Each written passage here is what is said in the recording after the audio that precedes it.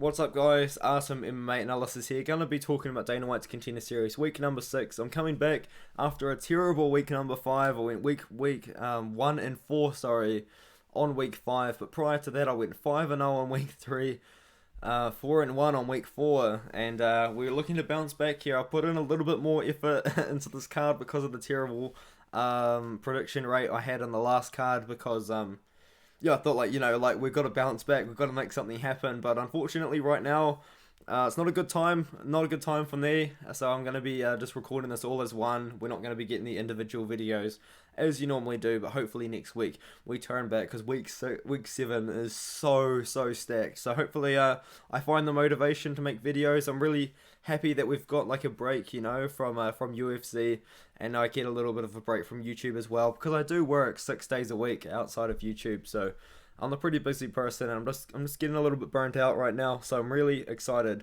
to be getting back into it. So yeah, we've got Alex Morgan taking on Blake Builder. I'm picking Alex Morgan to win this one. I think he's the better striker. Blake Builder is getting hurt on the feet a lot in his fights. He does have good defensive technique, if that makes sense. Like, he's always got his guard up, but it just doesn't really work out for me. He's got his guard up, but he's still getting hurt and he's still getting dropped through his guard by guys that he should be able to beat. Like, he's been fighting a guy that is 6-3, 10-5, 4-1, 5-8, recently, and it's even been commented by Ayla Mayonnaise that he's got the worst striking defense he's ever seen. It's not the worst striking defense I've ever seen, but it's not great. It's scary, to be honest, considering Alex Morgan's a lot better of a fighter than the guys Blake Builder's fighting. Like, Morgan would destroy the 6-3 fighter that he's fighting. Morgan would destroy the 10-5 fighter that he's fighting. You know what I mean? So it's just a little bit of a step up in competition for Builder. I was on Blake Builder for the longest time, and I've actually flipped my pick to Alex Morgan now on this one here. I like Builder's wrestling, I like his grappling, but I think that Alex Morgan does have good enough takedown defense, and he does have good enough grappling defense as well to be defensively sound on the mat if it gets there. I think that Alex Morgan should be able to at least defend himself from the grappling exchanges that Builder will probably be initiating. I think Alex Morgan's a better striker. I think that's where he's going to be finding success, is on the feet in this fight.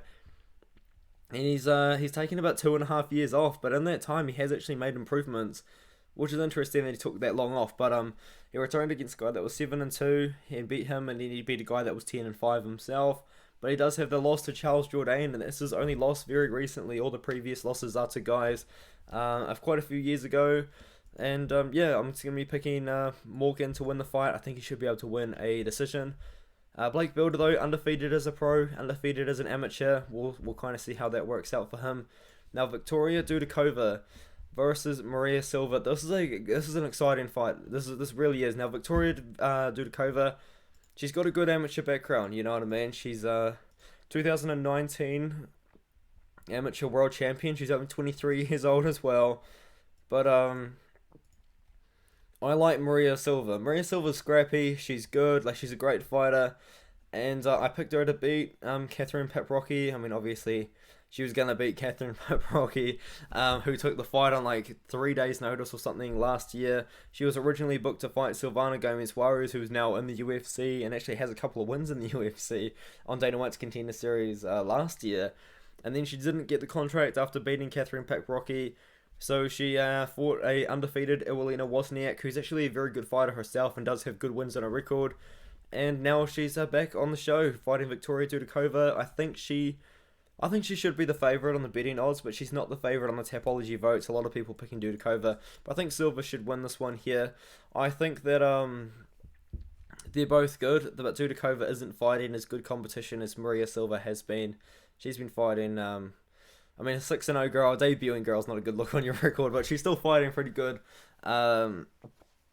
Good competition anyway. I think Silva's the better striker. I think that Dudakova's probably the stronger girl, potentially in the clinch or in the grappling situations. Actually, no, sorry. I think Silva's much stronger than Dudakova, and I think even if Dudakova tries to take down Silva, she might even be able to defend the takedown or even get a takedown of her own. I think the fight goes the distance, if that helps. I think that Maria Silva's just the stronger fighter. She's the better striker. I think that Dudakova's probably the better technical grappler. But I think that might be a little bit too much too soon to be fighting Maria Silva, in my opinion. Even though She is 5-0 herself, and she's not even the favourite in the Tapology votes, but I do like Maria Silva to win this fight here, albeit I'm terrible at picking women's MMA, but I do think that Maria Silva is a great prospect. Now, Matthias Murabiki versus Rodrigo Lydia, two guys that shouldn't be on the show. These guys are UFC level for sure, but Matthias Murabiki, what he brings to this table is a crazy good grappling, man. Like, he does have a lot of KOs on his record. I think he's even got more KOs on his record than he does submission, but Matthias Murabiki is a really good jiu-jitsu artist, and he does have a ADC Polish gold medal in a grappling, which is pretty impressive. He's only got 5 submission wins to 8 KOs, but this guy, the level of competition that he's been fighting, why is he not in the UFC? Why was he not signed to the UFC years ago, man? Like, look at this guy. He was 6-1. He beat a guy that was 18-5 at the time. He beat a guy that was 8-2 when he was 7-1, and then we took on a guy that's 12-2, 12-1, 12-2. 30-12, 11-1, 10-4, and 7-2. Like, that is a good level of competition to be coming into Dana White's Contender Series off of. And even you could say the same about Lydia. He beat a guy that was 9-1, 16-5, 9-3, and 16-7 as well. And that 9-1 was an LFA. And you know the LFA does sign some pretty good guys.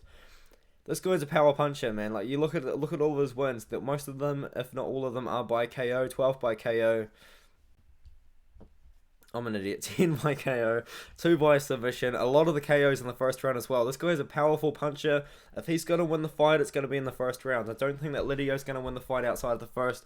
He's going to bring his power in. He's going to be a little bit taller than Murabiki as well at 155. Apologies, that was probably really loud as if my gain turned up. But yeah, Lydia's the better power puncher out of the two. But Murabiki, he's a good technical striker as well.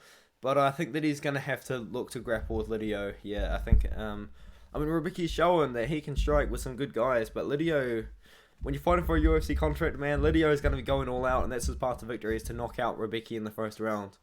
I think Murabiki's going to look for a takedown. I think he's going to use that grappling. I think he's going to get a submission here over Rodrigo Lydia.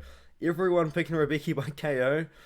I'm picking Murabiki's submission, man. I think he gets it done inside the distance, but Lydia, man, being slept on low key. I think that the odds for this fight are going to be interesting. You got a guy in Murabiki who's UFC level. You got a guy in Lydia who's UFC level.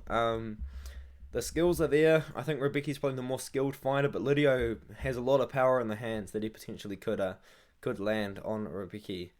Now, this next one, we've got a fight which I looked into a lot. I even put on my Instagram story a photo of Cedric Dumas fighting, saying Dana White's Contender Series Week 6, just to show you guys that I'm researching, I'm watching tape. Nah, I'm just kidding. I just did that because I had nothing to post. But yeah, what can I say about Matthias Pinhas? This guy's got a really good Muay Thai background. He's got a really good kickboxing background. He's fought in Glory before, and he's also had Yuri Prohaska in his corner for his Muay Thai bounce as well, which is awesome. And he has made a transition to MMA. So what he did to make the transition into MMA, I think this guy's done it right, just to say that. But he entered a tournament in like 2020, and it was like an MMA fight, but there was limited grappling, so there was like some grappling couldn't really happen. So it was mainly more of a kickboxing fight, but there was some grappling that was limited, I guess you could say, which I think is a great way for a guy like Matthias Pinhas to get into the MMA scene, and he did. He won the tournament, or he didn't win the tournament. He made it to the finals, but he was injured, so he didn't fight in the finals. And then he made his debut against a guy with a losing record and just kept building up the record until he started fighting pretty good competition recently, where he fought a guy that was 18-10 and a guy that was 14-6. And I was quite impressed with the size of the crowd that Octagon is able to pull in this one here. You know, like he was on the main card. He wasn't even at the end of the fight really. And there was like a full arena that these guys were fighting, and I was very impressed by the size of the arena. Well, not even just the size, the amount of people watching the fights live was quite impressive. I mean, there was probably a few thousand people in the arena watching Octagon. I didn't realize it was that big in Europe, but yeah. Matthias Pinhas, he's looking pretty good. He's got really good kickboxing, as I said, 22-3 professional kickboxing record. He's fought for Glory in the past as well. He's also trained quite a bit with Yuri Prohaska and he's also had Yuri Prochazka in his corner before. Maybe Yuri will be in his corner for this one, or maybe he'll be the guy that like does a little pop up and talks about Matthias Pinhas. But Cedric Dumas, I like this guy, man. I really do. In fact, the whole time I've been picking Matthias Pinhas to win, and I'm flipping that pick, man. I flipped it a few days ago. I was talking to Sean Bitter at MMA Wizard on Twitter with 2 Z's about this fight, and yeah, he's on Cedric Dumas. He didn't convince me or anything. He said that both guys are good and it could go either way. But yeah, after watching a bit more tape, I watched quite a bit of fights. I watched this fight against Aaron Herba, where he used a lot of his wrestling and grappling to win the fight.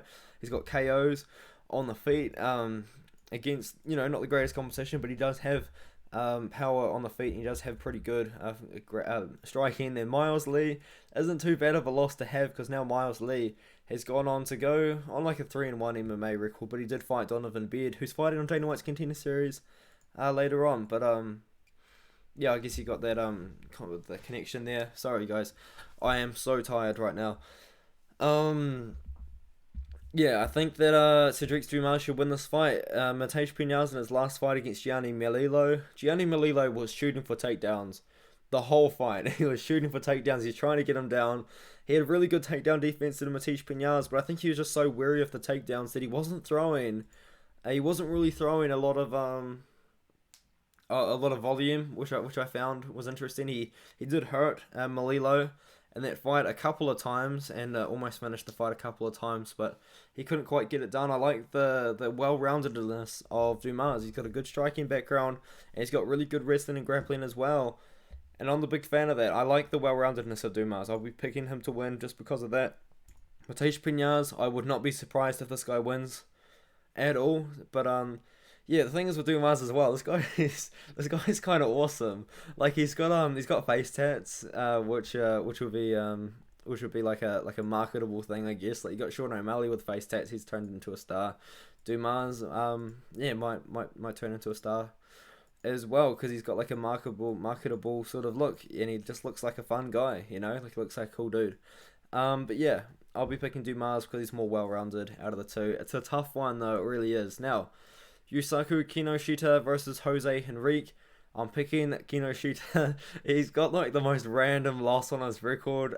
He lost by DQ for grabbing the cage when he was defending takedowns, which could be a problem in the future. It really could, but I don't think he's going to worry about that too much with Jose Henrique.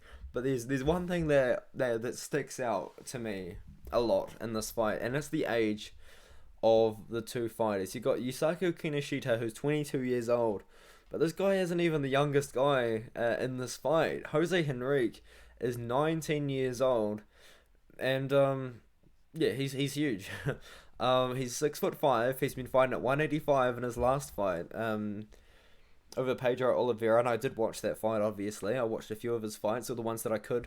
But, yeah, his style is weird for a guy his size. He's 6'5" with a 78-inch reach at middleweight, noting this is at welterweight now, and he closes the distance. He fights in like a short distance. He doesn't fight like Adesanya does, where he's way out on the outside and trying to like jab and to throw his like long limbs on the feet. He's closing the distance, and he's fighting in the clinch. He's doing some grappling, but not really. Like I don't know. He's got a weird style. He's got a very awkward style for his frame, and I think he's just not quite used to his frame, or fighting with his frame. And he's fighting at 185, and when he fights at 185, he is slim. He is skinny, man. Like, and he's gonna be fighting at 170. Now, like, he's gonna be a very thin, lanky guy in the cage against a savage in Yusaku Kinoshita. Like, this guy has got heavy hands. He's got pretty bad takedown defense. I mean, his takedown defense involves grabbing the cage, but like, man, like, yeah, Kinoshita's a savage, and Jose Henrique, I'm telling you guys, you look at this guy fight at middleweight at 185. This guy is tall and he's super lanky, man. And I don't really like that look by a guy that's just got heavy hands and is gonna look to take his head off. I think that yeah, Kinoshita's gonna knock him out. To be honest, it's gonna be crazy though. Like the weigh-ins and the face-offs and all that. Kinoshita's 6 foot, Henrique is 6'5". Gonna be an interesting fight, but I think Kinoshita is just on the feet. He's gonna land with a bomb, I think he's going to get signed, you know. UFC really wants young talent now. UFC really wants talent from Japan as well. Like they're trying to build a market in Japan. They're trying to build a market in China. They've got a performance institute in China. You know what I mean? So they're really trying to build a market over in Asia now. And I think they're going to sign Kinoshita if he wins there. Jose Henrique, path to victory there for sure, but I think it's just a little bit too lanky for me. Apologies for like the lazy video, but just, right now I'm super tired, man. I've got to get these videos out for you guys. Yeah, looking forward to the break this weekend though, and we'll be getting right into it with UFC Paris, and I cannot wait for that card. It's gonna be a great one. This is gonna be a great one too. I think there's some UFC level fighters on this card, man. Like I think that all these fighters are UFC level. Yusaku Kinoshita and Jose Henrique have something to prove to me personally. I mean, like, who am I? Just a guy behind a laptop. But if either of them two look really impressive, they'll be ready for the UFC for sure. I think you're going to see a lot of contracts handed out. If Matthias Murabiki wins and doesn't get a contract, we riot. If Lydia wins and he doesn't get a contract, we riot. If Maria Silva wins, she will get a contract because no one has ever won twice on the show and not got a contract. So, yeah, that's almost guaranteed for Silva. So she's just got to win this fight no matter how.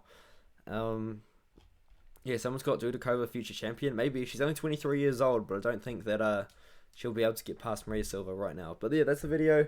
Sorry guys, I'm so tired. Sorry it's not an individual videos, but I'll be putting in timestamps and I'll see you in the next one.